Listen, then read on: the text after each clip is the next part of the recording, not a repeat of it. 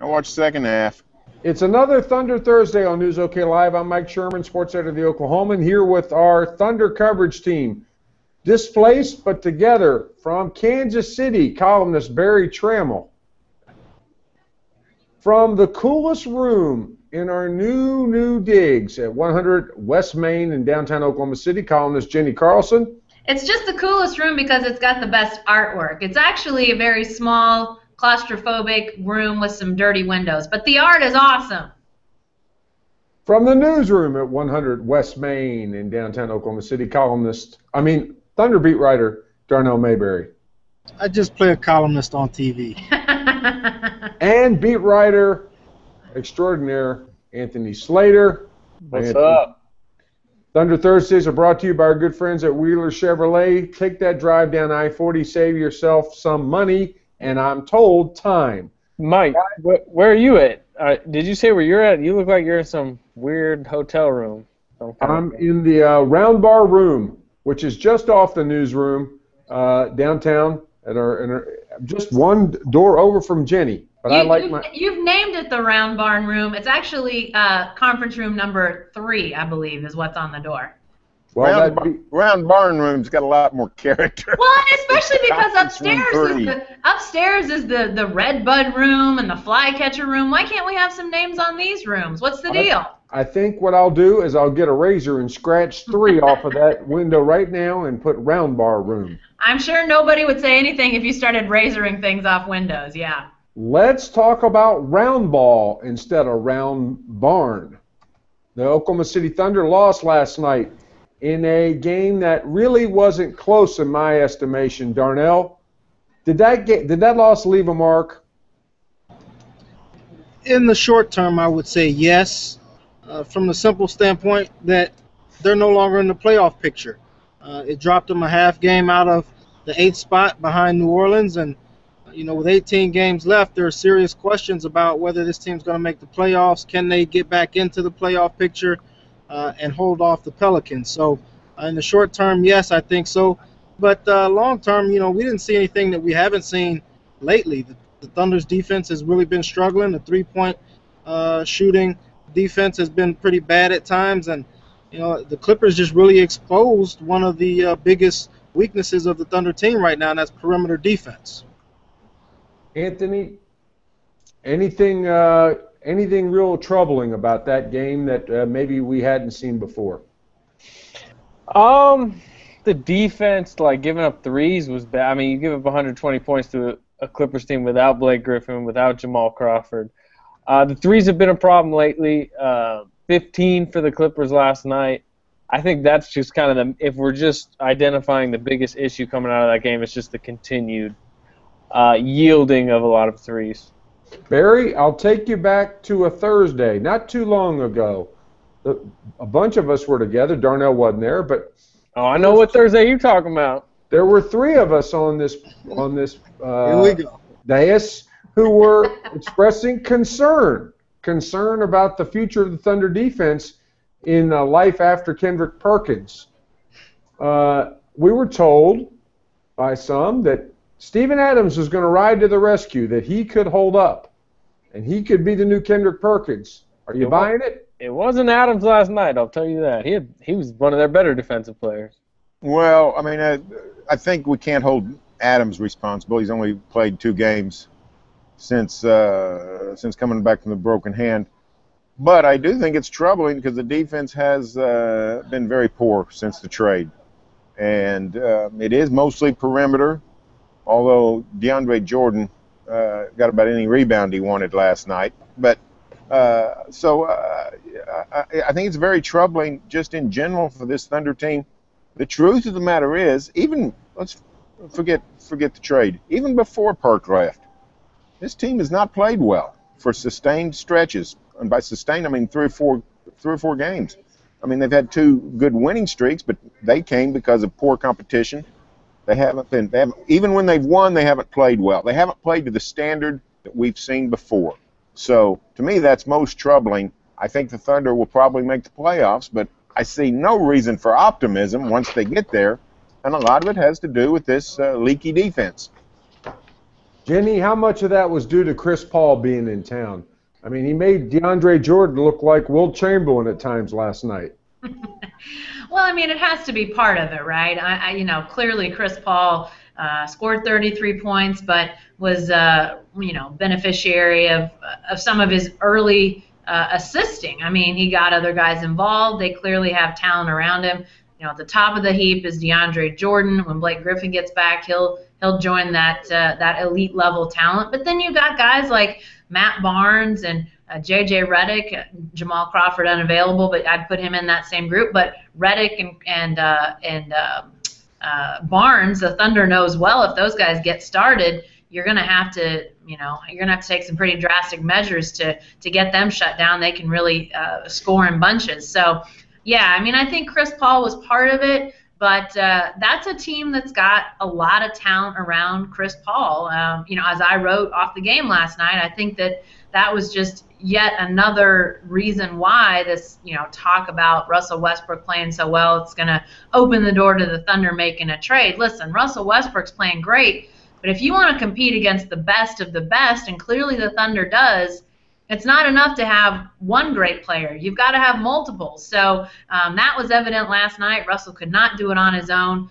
Chris Paul had a lot more supporting cast when it came to really top-notch players at his disposal on the court. So, that clearly was a big part of it. But, again, interior defense not good. Shooting not super fantastic at stretches. So there were a lot of issues that came out of last night. Anthony, the big news, of course, last night before the game was Scott Brooks saying that Kevin Durant would be back in a week or two. Good news or bad news? Good news. We, for the first time, have a firm timetable. Because, before it was he'll be reevaluated in a week, and then it was he'll be reevaluated another week. This is the first time they've come out and said he will be back playing within a week to 2 weeks.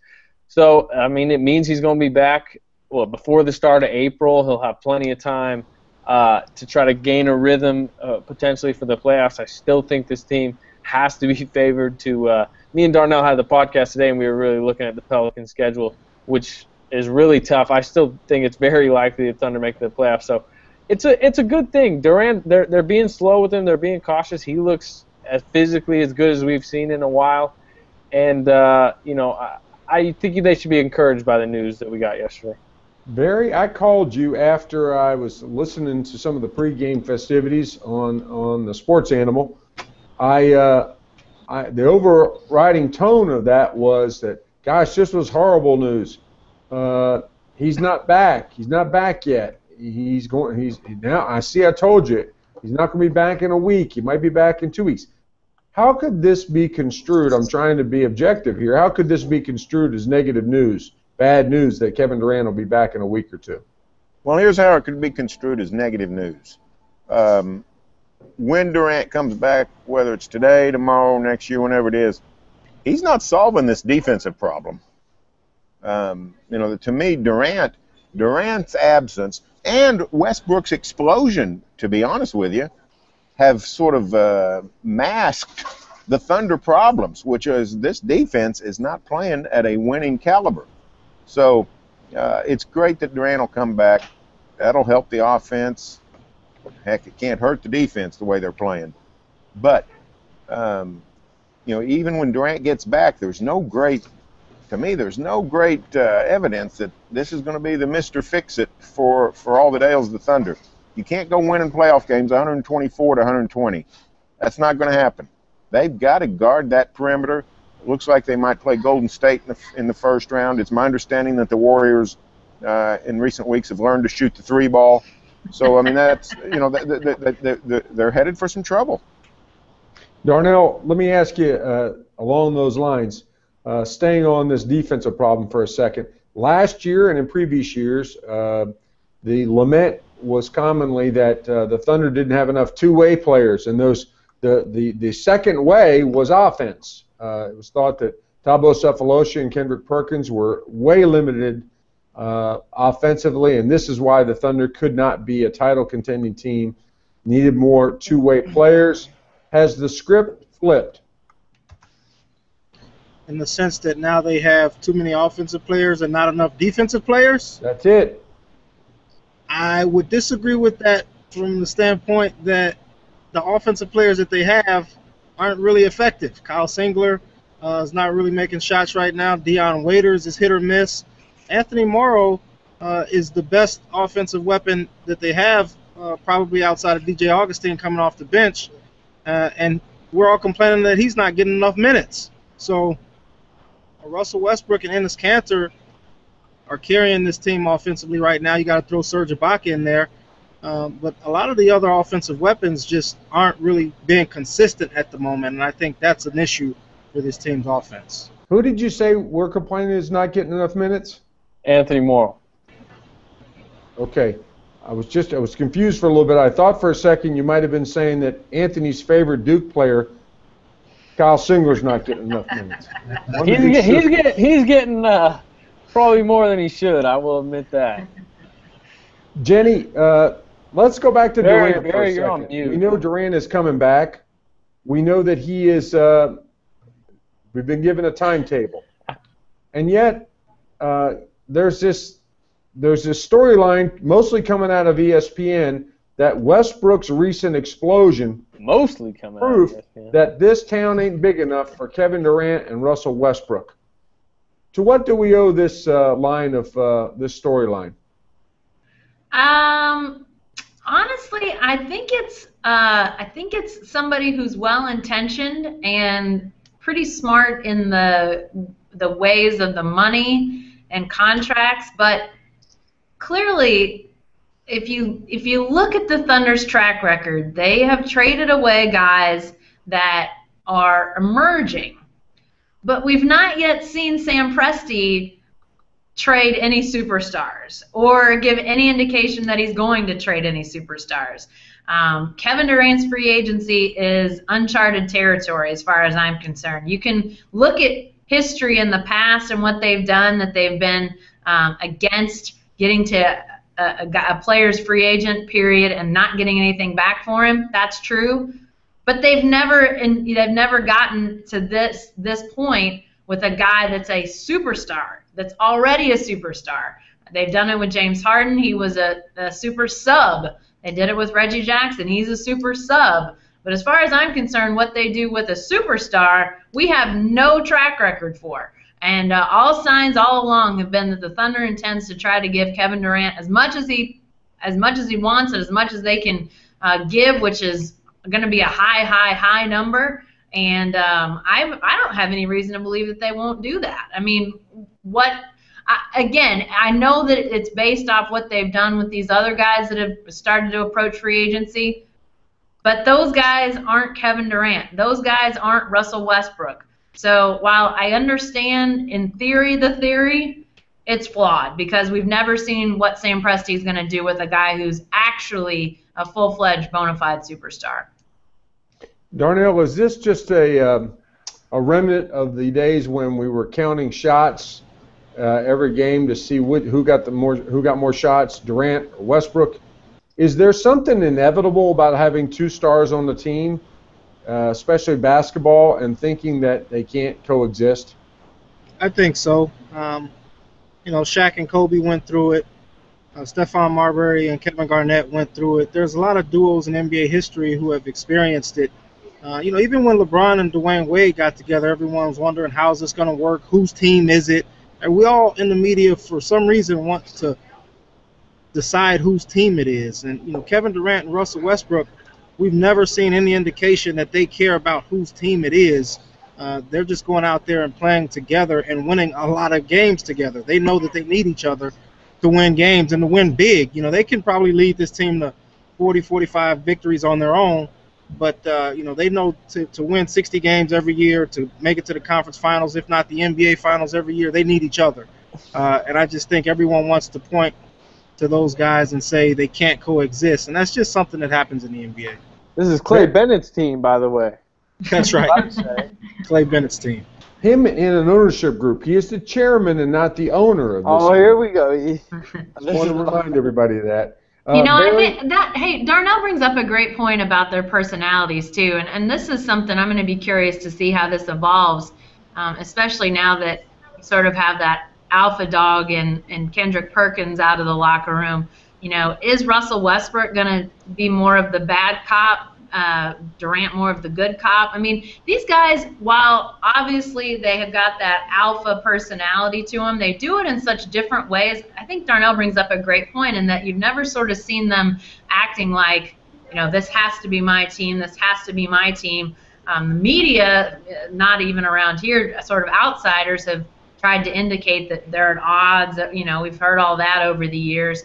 I've not seen any indication of that, and I agree with Darnell wholeheartedly. I think these two guys aren't just trying to be a playoff team every year. They want to aspire to something greater, and I think they see that to really be that in the NBA, especially in the West, you can't do it as a solo act. You've got to have guys with you. You've got to have great guys with you, and I think that they've bought into that. Barry, is there anything legitimate about this question of whose team is this?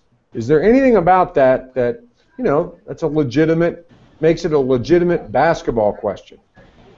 No, because we're talking about, when you talk about abstract stuff like that, I mean, if you're going to, I think talk like that is code for who's taking the big shots, who's got the ball in their hands at crunch time, who's getting the most shots. I mean, if you want to talk about those things, let's talk about them. Let's say, hey, Russell Westbrook, you're shooting too much. We've done that. People have done that. Hey, Kevin Durant, why don't you need to pass the ball off some of these plays at the end of games. Things like that. But this idea that there's some sort of cosmic, this is my team, that's an abstract thing that we like to put on teams and we like to put on athletes. It's just something to talk about, something to add to the storylines. But the truth of the matter is these guys are the same age. They came into Oklahoma City together. Durant was in Seattle. It was a previous lifetime, 1 year. So what they built together. So it's not I think it's really sort of a side question that it really doesn't have a lot of meat on the bone. You were talking about something abstract. Who gets the shot at the end of the game? I've got something abstract or something concrete. You said that's something concrete. I got something concrete for you guys. I got an idea, and that is to do our playoff section on this question of the last shot and who takes it, and looking at that for each of the playoff games. Well, I got you here in a captive audience. How do you like it? How do you like that theme? Well, Darnell, you first. You said me first? Yeah, how do you like it? How do you like the idea? The last shot, an exploration, because the Oklahoma City Thunder seems to think that it's Kevin Durant's shot, unless he's not available, and then it's for sure Russell Westbrook's shot, and never there should be any other variation. I think it's a good idea for us to explore it. I just don't know if Scotty Brooks and his staff are going to explore it. We, like you said, Kevin Durant gets the last shot on this team. If it's not him, it's Russell Westbrook.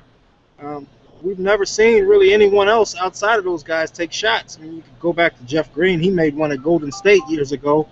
But Ibaka and Jackson earlier this year, but it was those guys weren't there. So those are the guys who take the game-winning shots on this team, and I think we can all debate it and analyze it, but I just don't see it changing.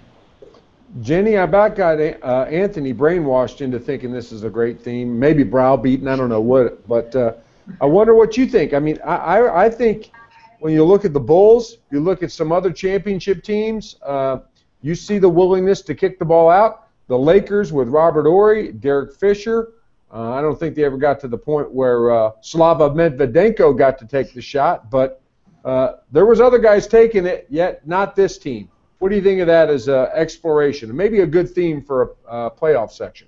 You just wanted to say Slava Medvedenko, didn't you? Slava Medvedenko. I knew it. You just wanted to say it again. I think it's an interesting question. I think, these last couple years, they've brought in these free agents that, at least in my mind, I felt like maybe they would become possible, maybe not Robert Horry's, but Robert Horry light maybe. We saw Kevin Martin we saw Caron Butler, these guys that were known to be outside scoring threats. Sort of the way Mike Miller, would get hot. We saw him get hot in that finals a couple years ago when he was with the Heat. I thought maybe we'd see those guys sort of evolve into that. They never did, and it's really kind of interesting to think about in terms of the way we're seeing Anthony Morrow play right now, because he really is playing very well. I think he needs to start, frankly, over Kyle Singler, because if you're going to play Andre Robertson for his defense, they are digging some big holes without having much in the way of an outside shooting sidekick for Russell Westbrook to start the game. But maybe something like that propels Morrow to be a kick-out sort of guy down the stretch. I don't know, but there's been nothing these last couple years, even in those free agents that they've brought in, to sort of be that guy. We've never gotten to the playoffs where any of them have done anything in the regular season that make you think, oh yeah, there's going to be a game in these playoffs where Caron Butler, Kevin Martin, one of those guys hits a big shot. It's just never been a time when we've gotten to that juncture. I'll have you all remember there was one buzzer beater in the playoffs last season, and it was by Kendrick Perkins. Took him to OT, rebound putback. I told you not to trade the guy. I told you. Okay, Barry, you can weigh in on my idea on the theme, but first you got to finish this sentence. The Thunder's playoff chances are blank. Still strong. Chances of making the playoffs, still strong. I mean, I think Durant will be back. They'll be better. I think the schedule still breaks their way over New Orleans. I think the Thunder's going to make it. I'm just not optimistic once they get there. I got an interesting. Somebody asked me this on the chat today, and I thought it was interesting. The Warriors play the Pelicans 2 more times before the season's over. Do the Warriors tank those games? I mean, that's from a Kerr standpoint. Why wouldn't you? You're going to win 66, 67 games anyways. Imagine, how much more they want to play the Pelicans than the Thunder in the first round. Interesting. So the Thunder. Do we know that they do want to play the Pelicans? I would hope from I would assume a sanity so. standpoint they'd rather play the Pelicans than the Thunder. Mm-hmm. Anthony, going to get a lot of shots. Going to get a lot of open shots if they play the Thunder. Yeah, They're they going are. to sweep the Pelicans. They would sweep the Pelicans. We're talking about the playoffs, a team that's been to the finals, has been to 3 out of the past 4 Western Conference Finals. There's 0 shot Steve Kerr would rather play the Thunder than the Pelicans. Okay, so the Thunder's playoff chances are what, Anthony? Surprisingly still being discussed. We figured a few times this season they kind of hit that stride, they got over the hump, and you figured they were going to run. I mean, 2 weeks ago we're talking about can they climb to 6, can they climb to 7, which they could probably actually still climb over the Mavs, but it's just this is how the season's been. It's been so choppy. It looks like we're probably going to be talking to this till the last week of the season, although I do think they're getting it. Probably time to get out the chart that runs with the NBA standing and looking at Pelicans versus Thunder. We kind of ditched that, Darnell. Probably time to bring that back, but how do you finish the sentence? The Thunder's playoff chances are? Looking good. I don't see any way that the Thunder misses the playoffs. Kevin Durant's going to be back in 5 or 6 games. That's going to bring in more reinforcements. Russell Westbrook is still playing great basketball. Steven Adams is back now. I think the defense is going to get better, maybe not much better. And the Pelicans haven't been there. They don't have experience trying to make it to the postseason and hang on and win games that they need to win down the stretch. The Thunder does. And I go back to what I said in the post-game video last night. Look at 3 of the last 4 games for the Thunder. Sacramento, Indiana, Minnesota. There's a game in there against Portland. That's the 4th. But against Sacramento, Indiana, Minnesota, if it comes down to the stretch in the last week of the season, the Thunder has a pretty favorable schedule, and that could get them in the playoffs. At Indiana with Paul George maybe returning. Keep an eye on that. Jenny, finish the sentence. I would say it's still looking pretty good for the Thunder. I think what Darnell said is right, or maybe it was Anthony. The whole idea that it wasn't so long ago we were saying how high can they climb, and now here they are again on the outside looking in. But I do think that once Durant gets back, that's going to infuse the team. They're going to, I think the emotion, the energy, in addition to what Durant brings. With everything, on the court, I think he'll make those other guys even better. So I think they'll get in, and I'm with Barry in terms of, I just don't know if I see him lasting it very long. I mean, here's what we're gonna do. We're gonna say they're not gonna last very long, and then we're gonna be covering basketball until June, the middle of June. That's the way this season's gone. Hey, last night, craziest in a season of crazy, it nearly hit really crazy last night when Chris Paul goes tumbling out of bounds and hits one Tony Durant in the leg. I thought Durant's brother had gotten injured by Chris Paul during a game. I thought the curses and the plagues had gone off the rails. I was ready to run out of the arena because I figured the thing was coming down. It's just that kind of season where anything can happen. So I don't think they're going to go far in the playoffs, but at the same time, the way this season's gone, who in the world knows? So we better go ahead and plan a playoff section, Barry. I only got 2 more questions. What do you think? Last shot? You liking it? You feeling it? I'm not crazy about it because if you ask Oklahoma City fans about the playoffs, it says the last shot, they're going to think, you mean this is Kevin Durant's last year? So that's why I wasn't crazy about it. Well, I thought you'd made a living off the killer crossover. I actually thought you would love the idea of crossing people over. What's happened to Barry Tramel, and what have you done with him? I'm stuck on a golf course in Kansas. That's what's happened to me. Okay, last question, guys. Actually, let's just end it right there. That's all for this edition of Thunder Thursdays, but you can stay with the best coverage team every day at News OK and every morning in the Oklahoman. Get Barry off the golf course in Kansas.